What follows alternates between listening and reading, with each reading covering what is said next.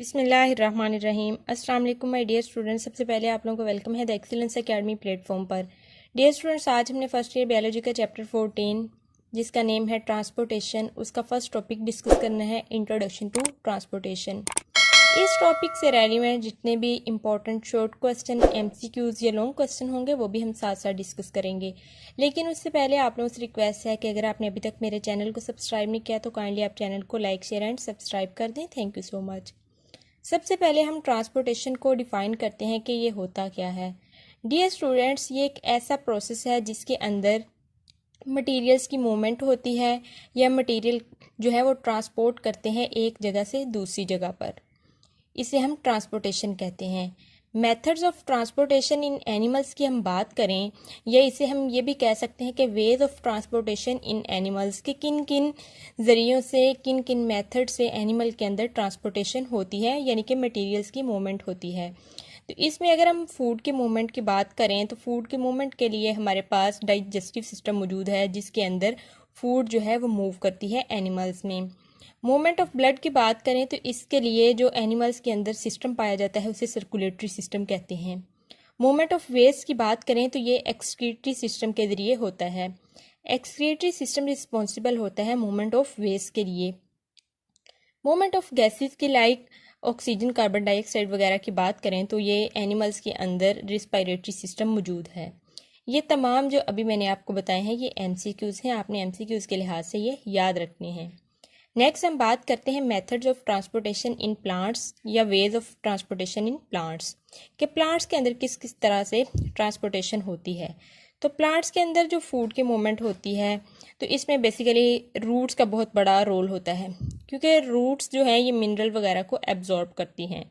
और फिर प्लांट के अंदर मूवमेंट होती है फोटोसिंथेसिस के ज़रिए भी, जिसमें हमारे पास फूड सिंथेसाइज करते हैं प्लांट्स। रिस्पायरेशन होता है ऐसा प्रोसेस प्लांट्स के अंदर जिसके अंदर गैसेस एक्सचेंज होता है। ये बातें भी आपने एमसीक्यूज़ के लिए याद रखनी है। अब हम बात करते हैं ट्रांसपोर्टेशन की कि ये किन ऑर्गेनिजम्स के अंदर होती है। तो डियर स्टूडेंट, ट्रांसपोर्टेशन सिर्फ और सिर्फ हायर मल्टी सेलुलर ऑर्गेनिज्म के अंदर ही होती है। ना तो ये यूनिसेलुलर ऑर्गेनिज्म के अंदर होती है और ना ही लोअर मल्टी सेलुलर ऑर्गेनिजम्स के अंदर होती है। ये बहुत इंपॉर्टेंट एमसीक्यूज़ है, एमसीक्यूज़ के लिहाज से आपने याद रखना है। एग्जाम्पल की बात करें तो हायर मल्टी सेलुलर ऑर्गेनिज्म में हमारे पास प्लांट्स और एनिमल्स आते हैं। अब हम बात करते हैं नीड फॉर ट्रांसपोर्टेशन की, कि हमें ट्रांसपोर्टेशन की ज़रूरत क्यों पेश आई। तो डियर स्टूडेंट्स, जो लिविंग ऑर्गेनिज्म है उनके अंदर बहुत सारे फिजिकल और केमिकल रिएक्शंस हो रहे होते हैं। तो जब ये लिविंग ऑर्गेनिज्म के अंदर रिएक्शंस होते हैं तो इन रिएक्शंस के लिए जो लिविंग ऑर्गेनिज्म है उन्हें फूड वगैरह की ज़रूरत होती है। तो फूड को ऑब्टेन करने के लिए और फिर फूड को ट्रांसपोर्ट करने के लिए ट्रांसपोर्टेशन की ज़रूरत पेश आती है। और फिर फूड जो ये खा लेते हैं उसके बाद जो उनके बॉडीज़ के अंदर वेस्ट मटेरियल प्रोड्यूस होता है, उस वेस्ट मटेरियल की रिमूवल के लिए बॉडी से तब भी हमें ट्रांसपोर्टेशन की ज़रूरत पेश आती है। अब ये तो हमने बात कर ली कि बॉडी के अंदर और बॉडी के बाहर किस तरह से मटेरियल्स जाते हैं ट्रांसपोर्टेशन के जरिए। ट्रांसपोर्ट सेल्स के अंदर भी होती है, इंडिविजुअली हर सेल के अंदर भी ट्रांसपोर्टेशन होती है। ये एमसीक्यू से बहुत इंपॉर्टेंट आपने याद रखना है कि सेल्स के अंदर भी ट्रांसपोर्टेशन होती है। सेल्स के अंदर जब ट्रांसपोर्ट होती है तो ये दो तरीक़ों से होती है, एक पैसिव ट्रांसपोर्ट होती है और दूसरी एक्टिव ट्रांसपोर्ट होती है। पैसिव ट्रांसपोर्ट जो होती है इसमें एनर्जी वगैरह रिक्वायर्ड नहीं होती। एक्टिव ट्रांसपोर्ट में एटीपी अपना रोल प्ले करती है। पैसिव ट्रांसपोर्ट में हमारे पास डिफ्यूजन, ऑस्मोसिस और फैसिलिटेटेड डिफ्यूजन आते हैं, और एक्टिव ट्रांसपोर्ट में हमारे पास एक्सोसाइटोसिस और एंडोसाइटोसिस आते हैं। एंडोसाइटोसिस में हमारे पास पिनोसाइटोसिस और फिगोसाइटोसिस मजीद आते हैं दो। ये इसे दो में डिवाइड किया गया है। ये भी एमसीक्यूज़ हैं, एमसीक्यूज़ के लिहाज से आपने याद रखना है। और वो जो ऊपर हमने पढ़ा है नीड फॉर ट्रांसपोर्टेशन, ये भी एमसीक्यूज़ हैं।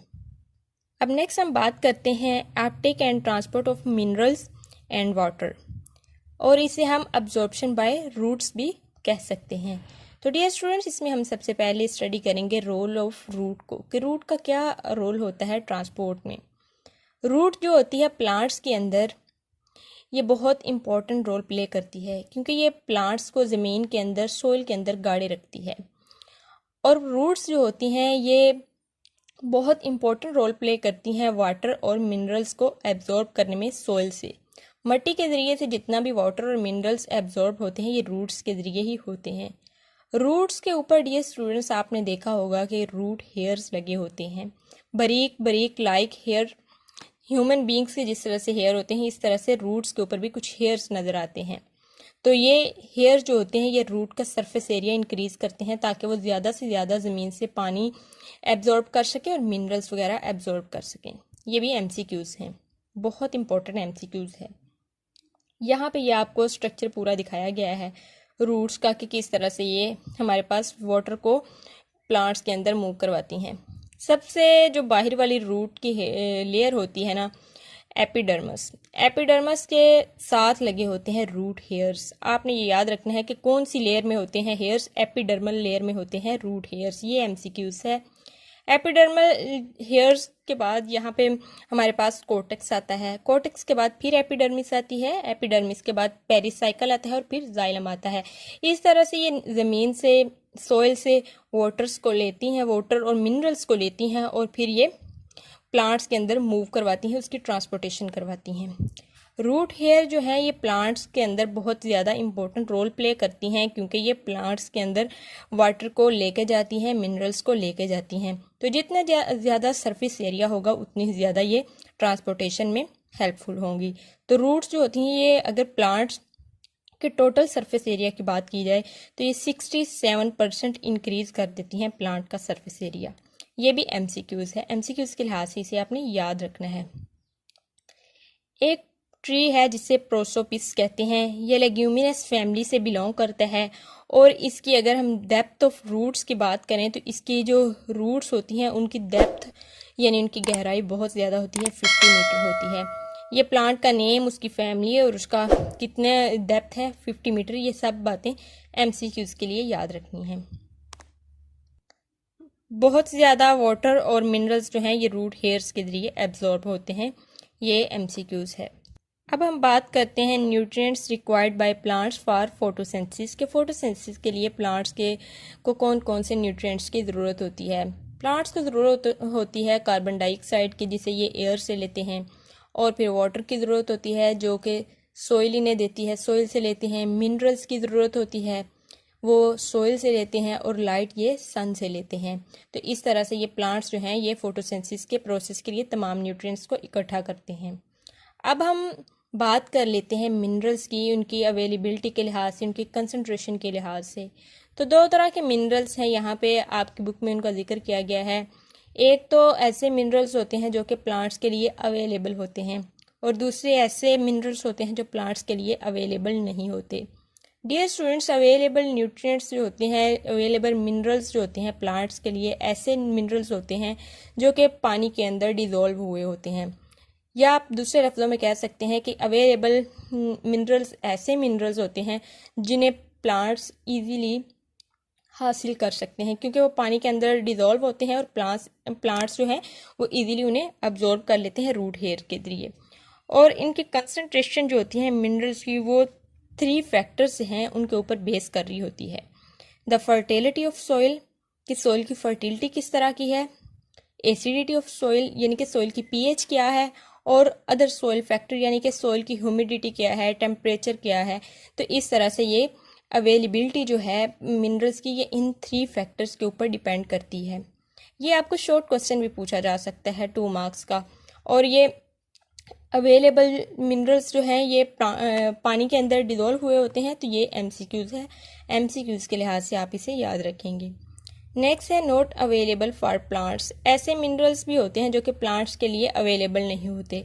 वो कौन से मिनरल होते हैं डियर स्टूडेंट्स, ये वो वाले मिनरल्स होते हैं जो प्लांट्स ज़मीन से तो लेते हैं, लेकिन ये प्लांट्स के अंदर, प्लांट्स जो है सोइल जिसमें ये गाढ़े होता है प्लांट, ये उस वाटर के अंदर डिज़ोल्व नहीं हुए होते। यानी कि नॉट अवेलेबल मिनरल्स ऐसे मिनरल्स होते हैं जो पानी के अंदर डिज़ोल्व नहीं होते, बल्कि ये प्लांट्स जिस मिट्टी के अंदर गाड़े हुए होते हैं, जिस मिट्टी के अंदर प्लांट लगे हुए होते हैं, उसके सोइल पार्टिकल के साथ ये आयनिक बॉन्ड बना लेते हैं। तो जब आयनिक बॉन्ड बन जाते हैं तो फिर वो बॉन्ड्स जो हैं उनका टूटना बहुत मुश्किल होता है। इस वजह से फिर ये प्लांट्स के लिए अवेलेबल नहीं होते। प्लांट सिर्फ और सिर्फ उन न्यूट्रिएंट्स को, उन मिनरल्स को हासिल करते हैं जो कि डिज़ोल्व हुए होते हैं पानी के अंदर। तो यहाँ पे आपने ये याद रखना है एमसीक्यूज के लिहाज से कि कौन से बॉन्ड होते हैं, आयनिक बॉन्ड्स होते हैं सॉइल पार्टिकल्स के साथ मिनरल्स के। तो ऐसे मिनरल्स जो हैं ये अवेलेबल नहीं होते प्लांट्स के लिए।